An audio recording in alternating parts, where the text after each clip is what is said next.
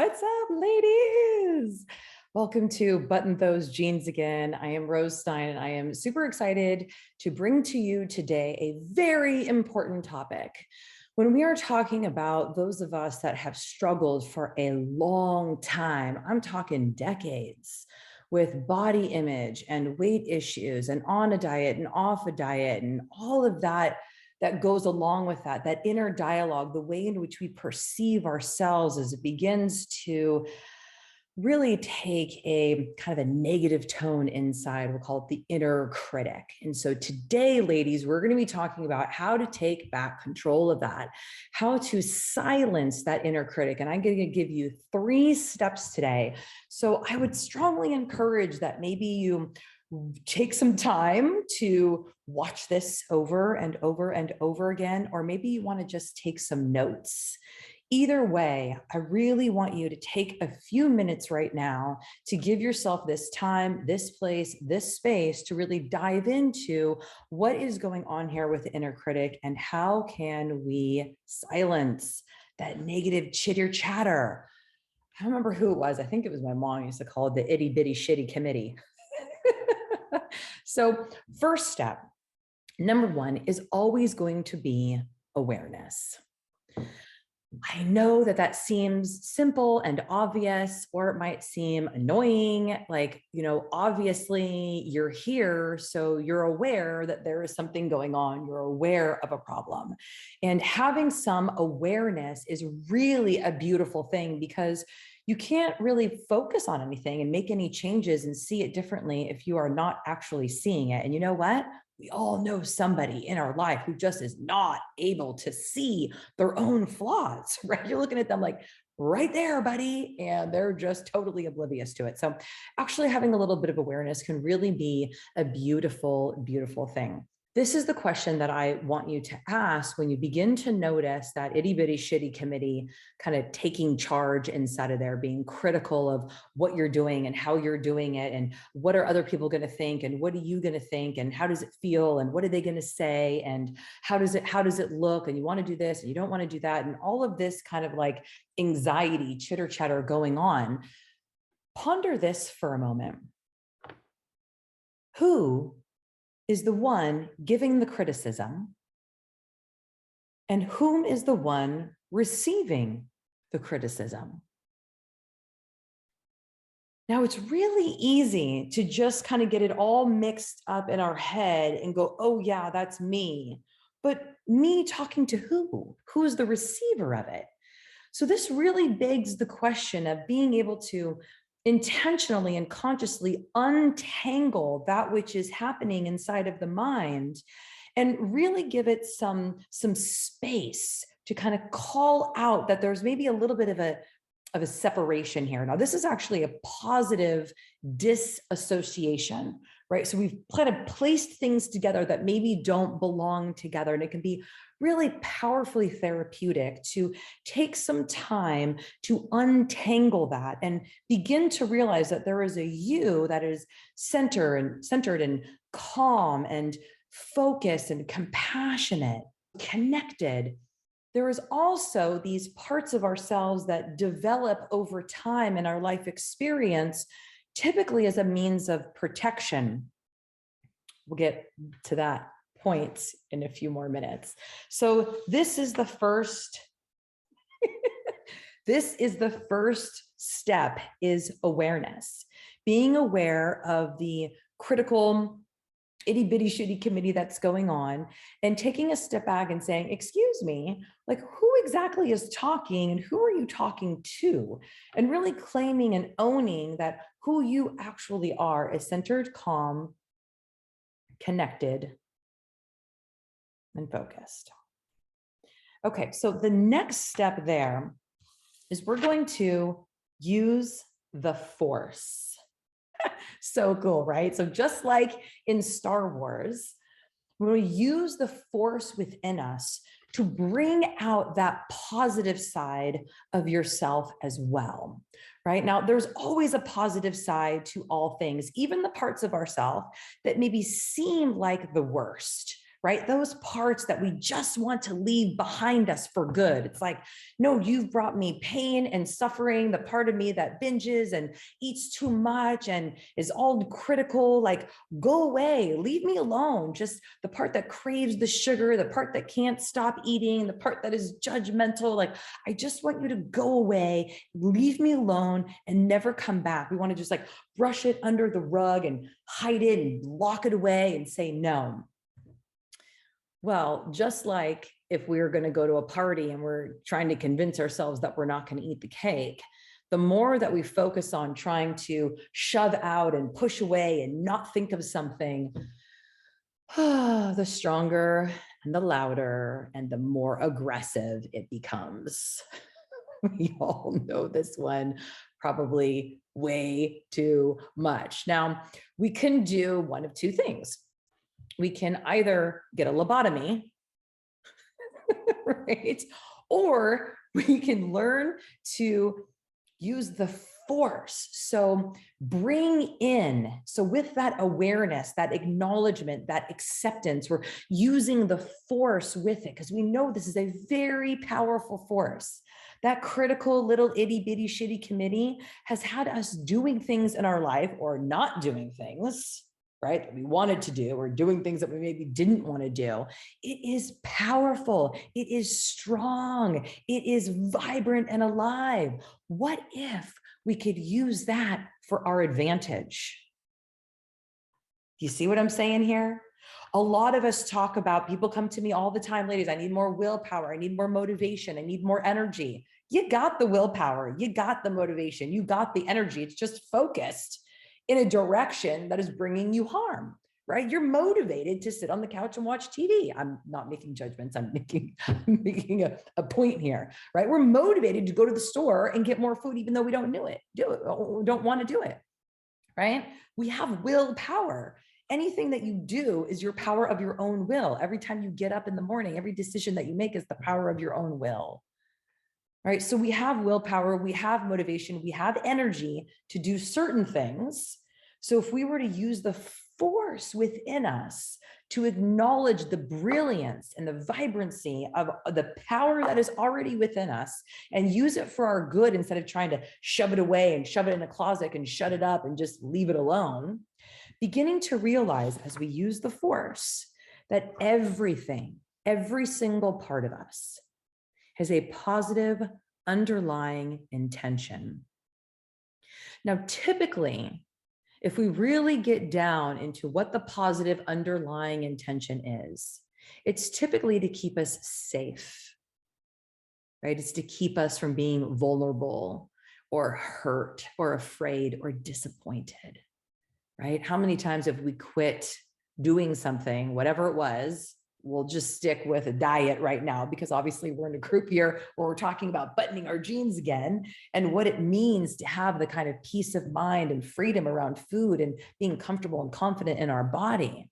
So what keeps us from doing that? We know that we should eat better, and we should get some exercise, and we should deal with our stress, and we should have community, and there's all these shoulds that we should do.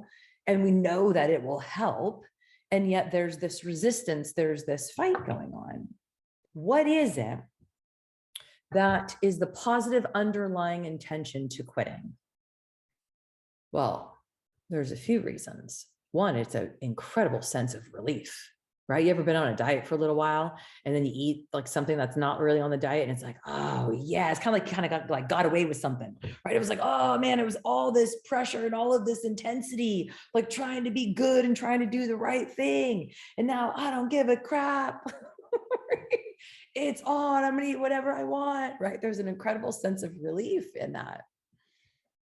Really fascinating when we begin to understand a little bit more about what's going on with the mind and how to use it for our positive, for our good. So the last thing here, step 3, is gonna be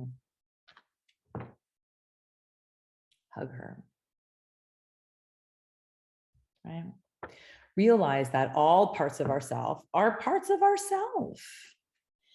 So I remember once when my son was like 5 years old, we had stopped at the house to get something real quick. So I left him in the car, just pulled right up into the driveway. I ran inside for like 10 seconds. I came out, the door was open and he was gone. And it's like, as a parent, my heart just sank for a second. It's like a million possibilities ran through my mind. And I was like, no, James, where are you? I looked around, I looked, under the car, around the car, everywhere. He hadn't come inside. I was just there. I went inside, I looked all around. Now I'm starting to panic. I'm really starting to freak out. I'm screaming, I'm calling people.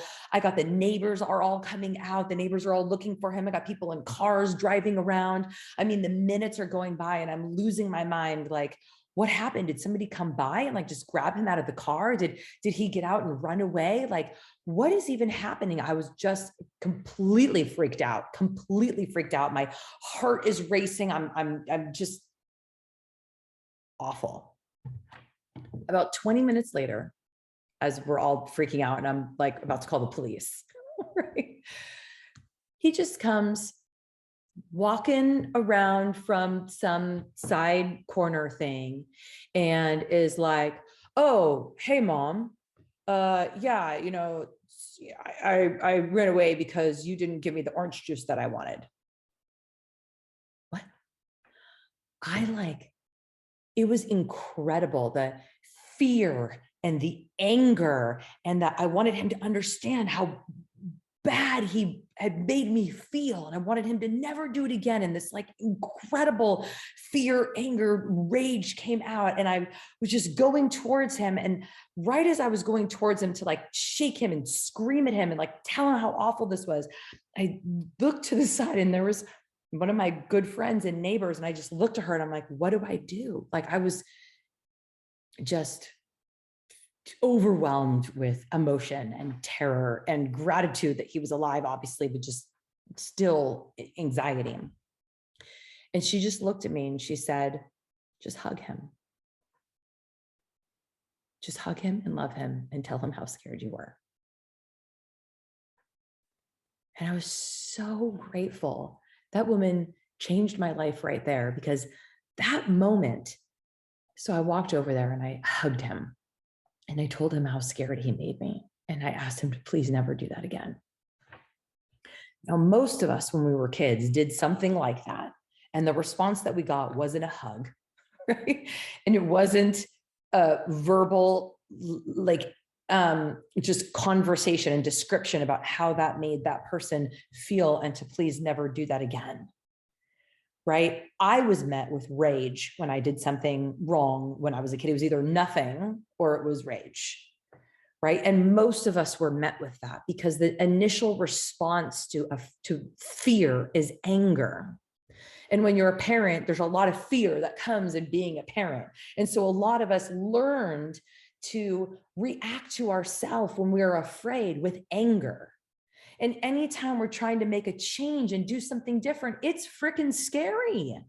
It's scary. There's an incredible amount of anxiety when we try to make a change for ourselves. When we begin to stand up to our own selves, when we begin to challenge our own thinking and our inner critic, there is fear that comes up that we're going to change, we're going to be different, something's going to be different. And then there's an incredible amount of anger. And then we get mad at ourselves. Then we start blaming ourselves and blame other people. And then we're stuck in this like crazy cycle of criticism internally that we're just trying to get out of.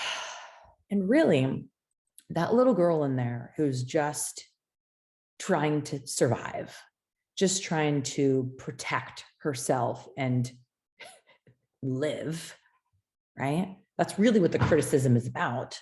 The criticism is about not wanting you to be hurt, not wanting you to be disappointed, not wanting you to be afraid, not wanting you to feel bad, not wanting you to be scared, not wanting you to be angry, not wanting you to be full of fear and frustration. It's a lot easier. What is it? The devil that we know is better than the devil that we don't know. Right? To change is very intense. And so that little girl inside who's being critical, right? The critical one of you, that little girl is just trying to protect you. In some weird, twisted way, she thinks that anger and that criticism and that finger pointing is somehow going to help motivate you to do what it is that you want to do or to stay safe. So this is step number 3, is to hug her. to hug her and thank her and let her know, update her. That little girl's probably 5, 6, 7, 8 years old, right? And she's reacting and responding to life the way that she learned to react and respond to life when she was a little girl, when she was that age. So taking some time to update that beautiful part of yourself. I know this sounds crazy, right? It's like awareness of the critic, then gratitude, then using the force to kind of move around to hug her and let her know, hey, you know what? Since I've been 8, I have had incredible resources since then.